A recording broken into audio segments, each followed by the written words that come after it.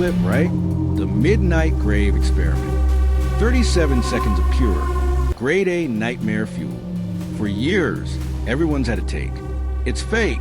Dude, obviously CGI. Nah, man, it's some film school final project. People have picked it apart, frame by frame. But here's the thing, they're all missing the point. They're looking for the trick, because the reality is something nobody wants to face. That footage isn't just real. It wasn't an experiment. It was a goddamn invitation.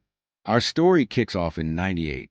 The internet was still the Wild West, and a few things could go viral without even trying. It's about 3 grad students at a state university in Oregon: Ethan, Chloe, and Jared. Ethan was the driven one, the guy with the plan. Chloe was a heart, cautious, and smart. And Jared?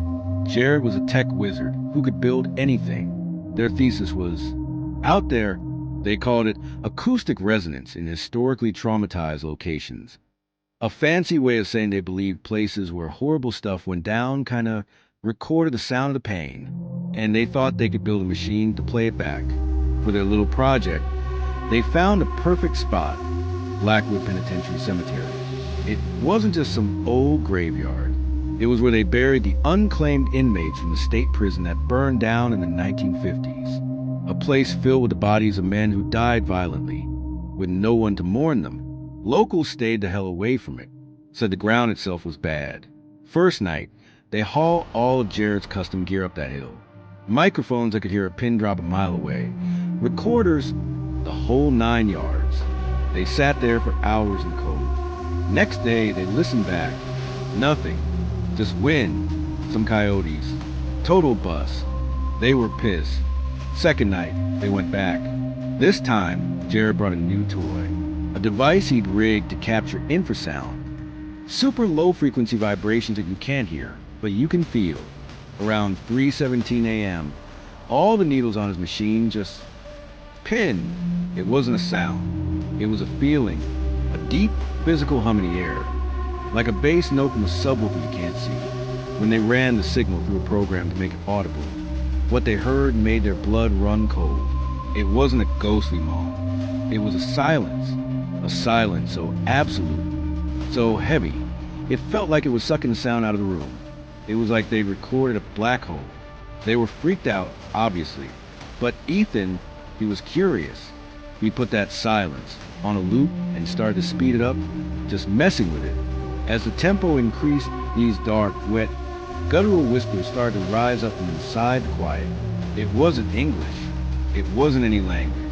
It sounded like a throat trying to form words after being cut open for 100 years. After that night, the experiment followed them home. It wasn't on a hard drive anymore. It was in their lives. Chloe, the sensitive one, started hearing the whispers in her apartment late at night. She'd unplug her TV, her stereo, her phone, and they'd still be there, faint, right on the edge of her hearing. Jared started seeing things, shapes in the corner of his eye, movement where there was nothing. He started drinking way too much coffee just to stay awake. And Ethan got the worst of it. One night, he's in his dorm room, and the audio file just starts playing on his laptop. He tries to force quit it. Nothing. The mouse is frozen. Then a text document opens, and a message starts typing itself, one letter at a time. The message said, "We heard you. Now we see you." Ethan said he literally ripped the power cord out of the wall, so hard the socket sparked. But for a second, he swore the text kept glowing on the dark screen. That's when they knew. This wasn't a recording. They hadn't captured an echo. They'd built a goddamn antenna. And something on the other side had used it to lock onto their coordinates. They decided to go back. One last time. Not to record, but to destroy that machine. To burn it and shut the door. They finally understood. The whispers weren't from the spirits of dead men. They were from men themselves, trapped in the dirt, given a voice for the first time in half a century. And now they wanted more. This is the night that 37-second clip was filmed. They get to the cemetery, and the air is dead still. No wind, no crickets. Nothing.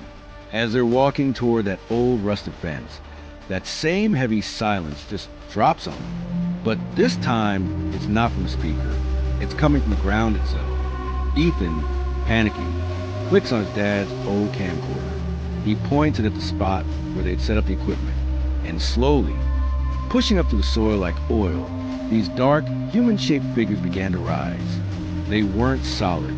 They were like living shadows made of smoke and rot, their forms flickering and unstable.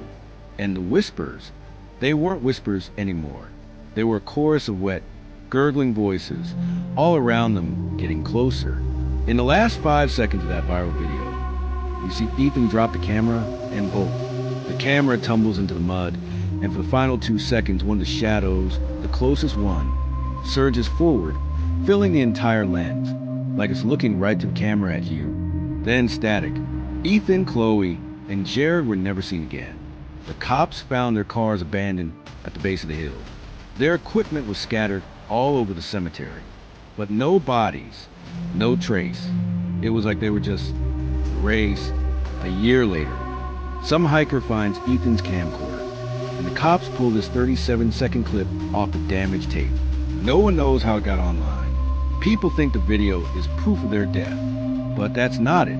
It's a recording of the invitation they sent. They didn't die. They were collected.